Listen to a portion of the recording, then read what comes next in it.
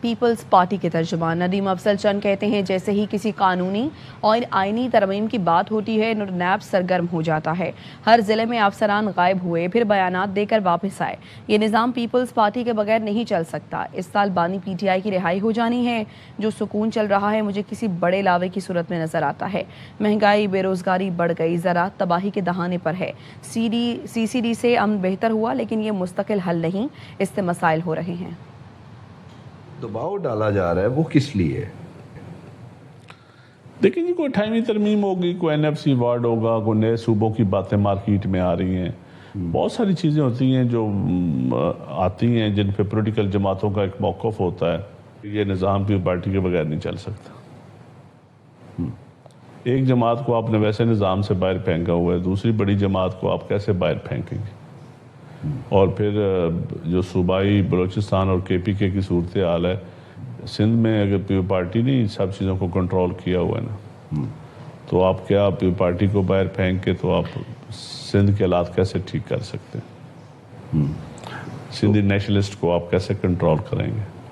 جہاں تک نیب کا تعلق ہے تو یہ تو پہلے بھی آپ سمجھتے ہیں، جو ہی کوئی اس ملک میں کوئی ایکٹیویٹی ہوتی ہے قانونی طور پہ، آئینی طور پہ، اسمبلی کے یا عوام کے اندر، تو نیب ایک ایکٹیو ہو جاتا ہے، اینٹی کرپشن ایکٹیو ہو جاتی ہیں، جوڈیشری کا ایک پورشن ایکٹیو ہو جاتا ہے۔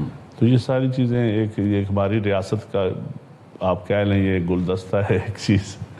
تو ابھی بھی جو ہوتا ہے دیکھا جائے گا، یہ تو نارمل چیزیں ہیں، پیپلز پارٹی اس کو پہلے بھی کئی دفعہ فیس کر چکی ہے۔ پنجاب میں تو سب ٹھیک ہے نا، ادھر تو کوئی کرپشن نہیں ہو رہی؟ یہ آپ میرے سے کیوں کہلوانا چاہتے ہیں؟ آپ جا کے پوچھ لیں لوگوں سے۔ ابھی منڈی بہودین میں کل ہی ایک ایکشن صاحب غائب ہوئے تھے 2 دن کے لیے۔ اسی طرح ہر ضلع میں کئی افسران غائب ہوئے ہیں، پھر اٹھائے گئے ہیں، پھر بیانات دے کے وہ واپس آئے ہیں، اور پھر وہ کارروائی بھی کوئی نہیں کرتے۔ اس کا مطلب ہے چیزیں تو ساری جگہوں پہ ایکٹیو ہیں۔ اکاؤنٹیبلٹی تو کرنی ہو تو سب سے پہلے خواجہ اعظم صاحب کے بیان سے شروع ہونی چاہیے۔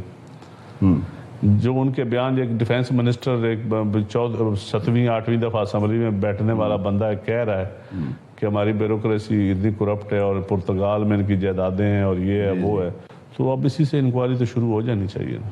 خان صاحب کی رہائی آپ دیکھ رہے ہیں کوئی مستقبل قریب میں کوئی؟ میرے خیال میں تو اب رہائی ان کی ہو جانی ہے اس سال، میرا ذاتی خیال ہے۔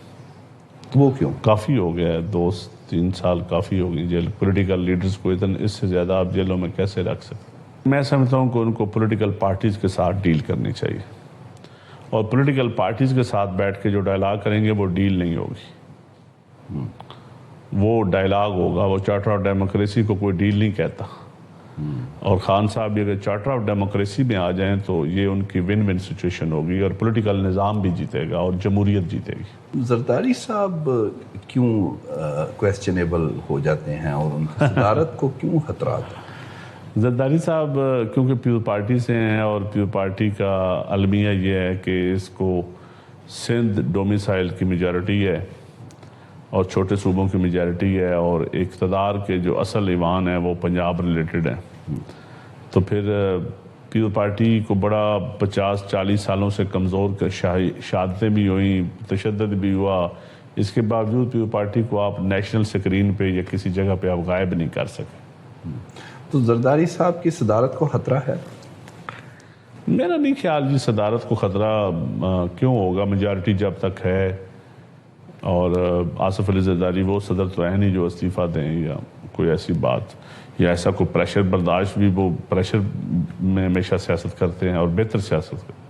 استعفیٰ کبھی نہیں؟ پیپلز پارٹی پریشر میں بہتر سیاست کرتی ہے، اور جب پیپلز پارٹی رگڑے میں آتی ہے تو اور بہتر ہو جاتی ہے۔ تو سکون چل رہا ہے، یا اس وقت جو آپ کو ٹھہراؤ نظر آ رہا ہے، مجھے تو یہ کسی بڑے لاوے کی صورت میں نظر آتا ہے، کیونکہ پبلک کے پاس مہنگائی بہت زیادہ ہو گئی ہے، ایگریکلچر سیکٹر آلموسٹ تباہی کے دانے پہ ہے، اور بے روزگاری بہت زیادہ بڑھ گئی، اور پھر پراپر جو لا اینڈ آرڈر صورتحال ہے اس وقت بہتر ہوئی ہے اوورآل یہ CCD کی وجہ سے، لیکن یہ پرماننٹ حل نہیں ہے۔ اب آپ دیکھیں نا، ایک نون لیگ کے ایک MP کو کل اب پولیس نے ان کے بندے مارے ہیں تو انہوں نے نون لیگ کے MP پہ حملہ کر دیا ہے۔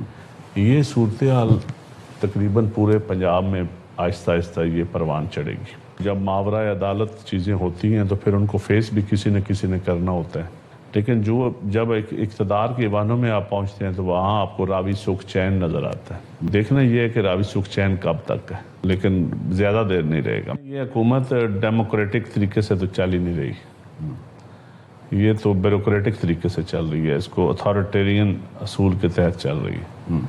تو ہماری جو پبلک ہے، پاکستان کی پبلک جو ہے وہ پاکستان کے آئین اور قانون کے تحت چلنا چاہتی ہے۔